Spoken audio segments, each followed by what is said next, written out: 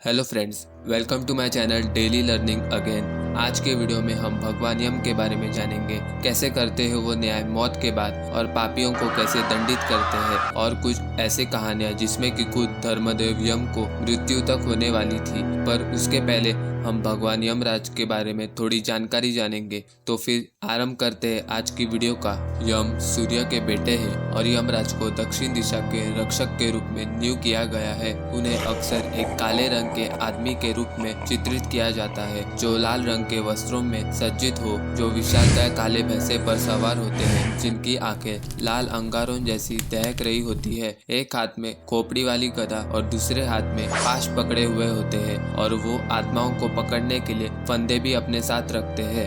अभी हम जानेंगे कि ये सब वो किस प्रकार से करते हैं। हम सब इस धरती पर जन्म लेते हैं। हमारे इस धरती पर जन्म लेना और इस धरती लोक को छोड़ जाना सब पहले से ही भगवान ने तय किया है, और इसे कोई भी नहीं बदल सकता। इस जीवन को विधाता लिखता है। जब भी हम अपनी आयु खत्म करते हैं, तभी हमारे पास ये अधिकार नहीं होता कि हम यहाँ जिए और बाद में चित्रगुप्त, जो यमराज के अकाउंटेंट के रूप में हमारे जीवन के भले और बुरे कर्मों के आधार पर हमें कहाँ भेजा जाएगा, उसका निर्वारण करते हैं। फिर इसके बाद यमदूत हमारे प्राण लेने आते हैं और दक्षिण दिशा की ओर बढ़ते हैं, और फिर यमराज हमारे कर्मों के आधार पर न्याय करते हैं। मृत्यु का समय ही नहीं तो स्थान भी निश्चित होता है। बहुत सारे वेदों और पुराणों में पाया है कि प्राण को सबसे पहले धरती लोक से यमलोक में लाने के बाद उसे यमराज के सामने प्रस्तुत किया जाता है। पूर्व, पश्चिम और उत्तर दिशा से आने वाले आत्माओं को, यानी पुण्यात्मा पुरुषों को, रत्नों से बने आसन पर दर्शन देते हैं। वही दक्षिण दिशा से आने वाले पापियों को वो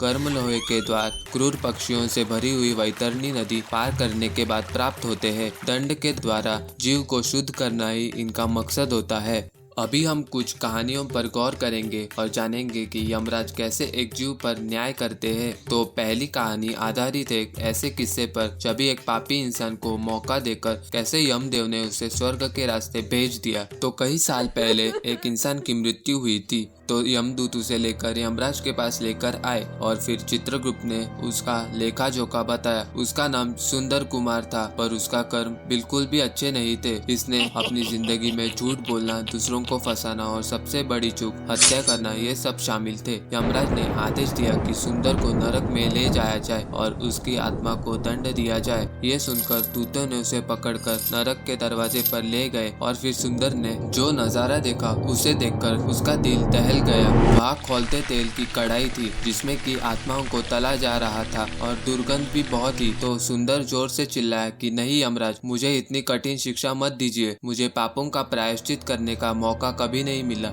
मुझे सिर्फ एक मौका दीजिए अपने पाप सुधारने का, और आप तो धर्मराज है, आपके यहाँ तो न्याय होना ही चाहिए। सुंदर की बातें सुनकर यमराज ने फैसला लिया कि सुंदर कुमार को एक मौका मिलना चाहिए। तो उन्होंने एक कार्य बताया। वो करने से वो फैसला लेंगे कि सुंदर को नरक या फिर स्वर्ग प्राप्त होगा। सुंदर कुमार मंजूर हुआ। कार्य ये था कि यम उसे एक दुर्लभ बीज देंगे, और उसे इस बीज को एक बंजर जमीन में लगाकर उसकी देखभाल करनी है जब तक वो एक पौधा नहीं बन जाता। सुंदर कुमार निकल गया अपनी सफर पर एक बंजर जमीन ढूंढने के लिए, पर बहुत साल बीतने के बाद भी उसे बंजर जमीन नहीं मिली। लोग उसकी बहुत निंदा करते, पर वो उन पर ध्यान न देकर परमेश्वर से प्रार्थना करता, और फिर उसे एक दिन एक अच्छी खासी जमीन मिल जाती है और बीज को जमीन में लगा देता है। पर जमीन उपजाऊ और पानी न होने के कारण वो दिन भर भगवान से अपने पापों की माफी मांगता, और उसके अश्रु उस बीज पर पड़ते, और कई दिन बीत जाने के बाद बीज अंकुरित हो जाता है और भगवान को हाथ जोड़ता है। देखते ही देखते वो पौधा एक पेड़ बनता है।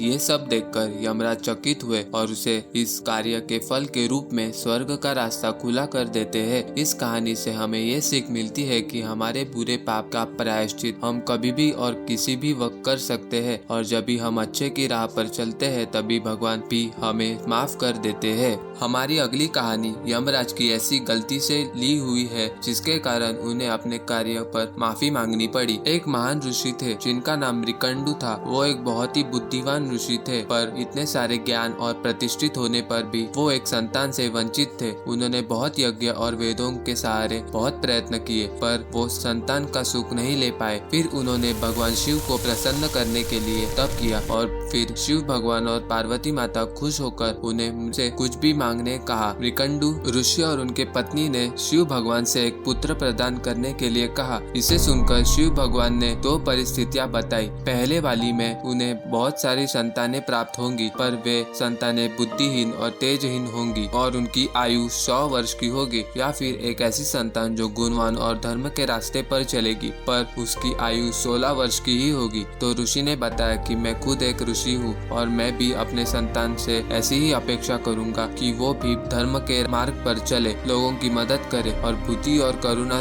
उसमें भर के हो और उसकी आयु 16 वर्ष की ही हो। शिव भगवान ने उसे आशीर्वाद दिया कि तुम्हें उचित ही ऐसा पुत्र प्राप्त होगा और फिर उन दोनों दंपति को एक पुत्र प्राप्त हुआ जिसका नाम उन्होंने मार्कंडेय रखा और वो बालक बचपन से ही शिव की पूजा अर्चना करता। ऋषि ने उसे बहुत सारे वेदों का ज्ञान अर्जित किया और मार्कंडेय बचपन से ही एक होनहार बन गया। पर जब भी उसकी आयु 16 तक पहुंच गई तभी उसके माता पिता बहुत उदास रहने लगे। तो उन्हें मार्कंडेय ने पूछा कि आप उदास क्यों हो। तभी ऋषि मृकंडू ने बताया कि भगवान शिव के वरदान के कारण मार्कंडेय की मृत्यु 16 वर्ष में ही हो जाएगी। तभी मार्कंडेय ने साहस से कहा कि नहीं पिताश्री, आपके सेवा में ही तो मुझे ये जीवन मिला है, आपकी सेवा किए बिना मेरी मृत्यु नहीं हो सकती। अगर भगवान शिव ने मुझे मृत्यु दी है तो वो ही मुझे जीवन दान भी देंगे। और ये सब कहकर मार्कंडेय घर से निकले और शिव के मंदिर में जाकर उनकी पूजा अर्चना करने लगे। 16 वर्ष की आयु होने के एक दिन पहले बालक मार्कंडेय ने पूरे दिन पूजा की और इसी बीच मार्कंडेय के मुंह से एक श्लोक निकला जिसे हम मृत्युंजय श्लोक के नाम से जानते हैं। फिर अगली सुबह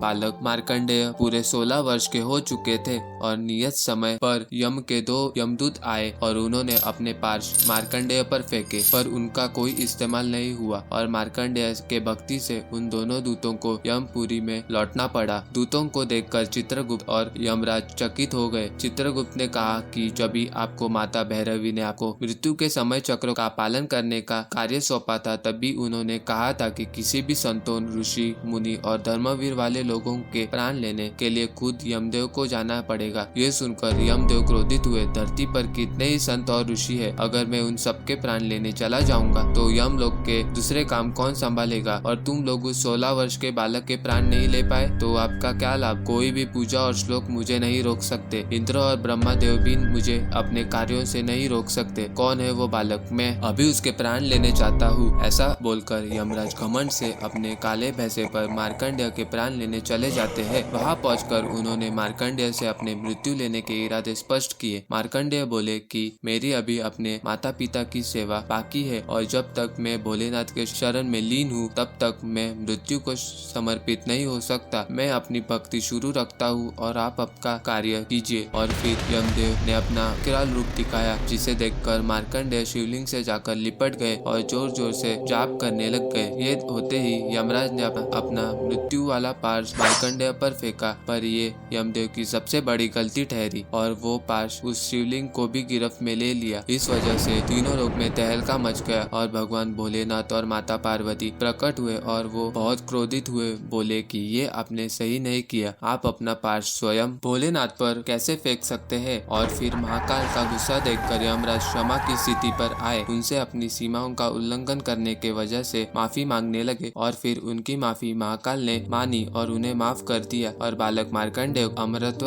का वरदान दिया क्योंकि उसने अपने मृत्यु के वक्त भी भगवान भोलेनाथ के स्मरण किए और इसलिए इस मंत्र को महामृत्युंजय मंत्र के नाम से जाना जाने लगा। और इस मंत्र का इतना महत्व है कि कितनी भी बड़ी बीमारी या फिर मृत्यु को इस मंत्र से टाला जा सकता है। तो ये थी मार्कंडेय और उसकी चिरकाल तक आयु पाने की कहानी। और भगवान यम ने बहुत न्याय जताने वाले कार्य किए जैसे कि महान योद्धा कर्ण को स्वर्ग में स्थान देना या फिर सत्यवान और सत्यवती की कहानी में सत्यवान को आयु प्रदान करना। ऐसे अनेक कहानियां हमारे प्राचीन ग्रंथों में पाए जाते हैं। तो कैसे लगे आपको ये 2 कहानियां? अगर आपको ये पसंद आए तो वीडियो को लाइक और चैनल को सब्सक्राइब करें। अगर आपको ऐसी वीडियोस देखना चाहते हो तो कमेंट्स में आगे की वीडियो का टॉपिक हमें बताएं। मिलता हूँ मैं अगली वीडियो में किसी नए ज्ञानवर्धक टॉपिक के साथ। तब तक के लिए गुड बाय।